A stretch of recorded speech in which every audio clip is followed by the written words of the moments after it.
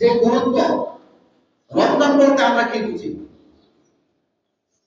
আমি অতীতে আপনাদেরকে বলেছি, রমাদান শব্দের অর্থ হচ্ছে জ্বালিয়ে পুড়িয়ে ছাই করে দেওয়া। কি জ্বালিয়ে পুড়িয়ে ছাই করে দেওয়া? আপনার আমার জিন্দেগীর সমস্ত গুণাগুলিকে জ্বালিয়ে পুড়িয়ে ছাই করে দেওয়ার নাম হচ্ছে রমাদান। সুবহানাল্লাহ। কিভাবে জ্বালিয়ে পুড়িয়ে ছাই করে দিবে রব্বুল কারীম? যদি কোনো মানুষ মাহে রমজানুল মুবারকের সে সিয়াম পালন করে, সিয়াম সাধনা করে, সিয়াম সাধনা কি? সেটা হচ্ছে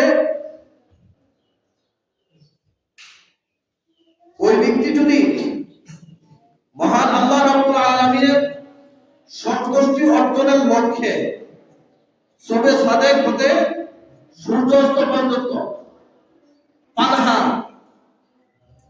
যত ধরনের আহার আছে খাবার থেকে সে বিরত এবং যৌন ভোজন করা, স্ত্রী সম্পর্ক থেকে দূরে থাকা, আল্লাহ তাআলার নৈকট্য লাভের উদ্দেশ্যে এগুলো থেকে বিরত থাকা,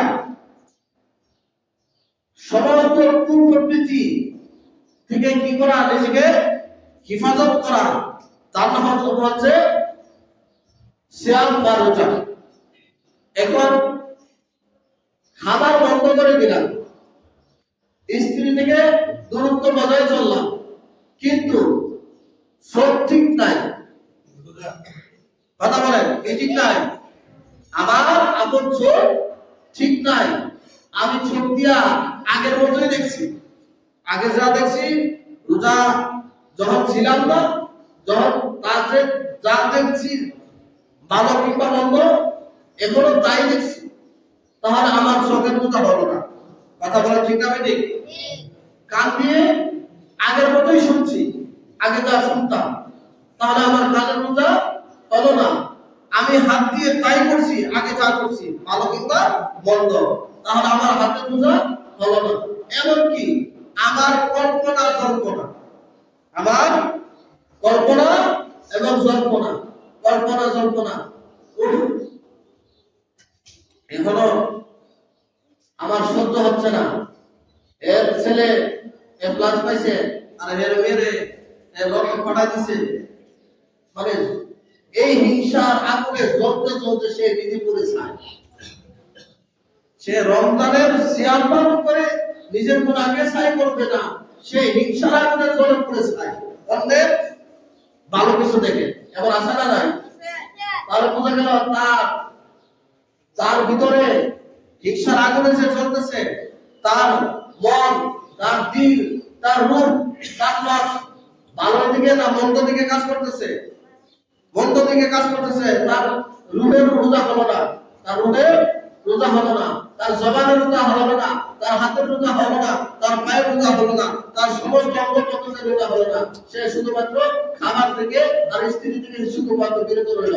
সে মূলত এটার নাম রোজা নয়, এটার নাম কি নয়? রোজা নয়। উপবাস থাকার নাম, খাবার থেকে বিরত থাকার নাম রোজা নয়।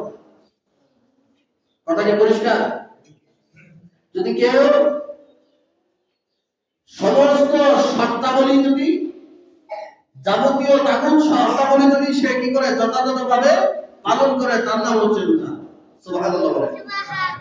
যদি এই রোজা যদি সে পালন করে, তাহলে আবার রাসূল বলেন গুফিরা লাহু মা তাকাদ্দামা মিন যামবি, আল্লাহ রাব্বুল আলামিন তার অতীত জীবনের সমস্ত গুনাহ তাআলা মাফ করে দেন। আল্লাহ তাআলা তার জীবনের অতীতের সমস্ত গুনাহ কি করে দেন? মাফ করে দেন।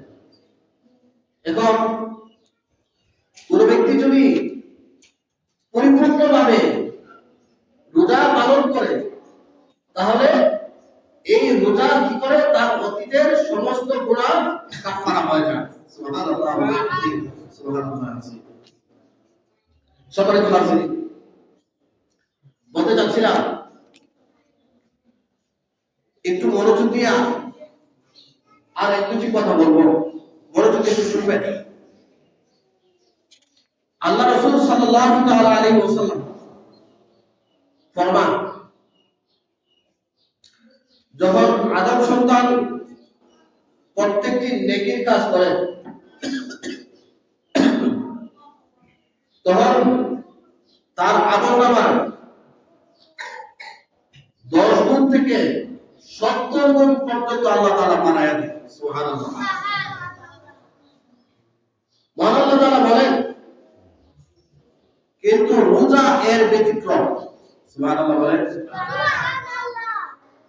রমজান মাস ছাড়া, শুনেন, রমজান মাস ছাড়া কোন ব্যক্তি যদি নেকির কাজ করে 10 থেকে 70 গুণ পর্যন্ত কি করেন আল্লাহ তাআলা বৃদ্ধি করেন।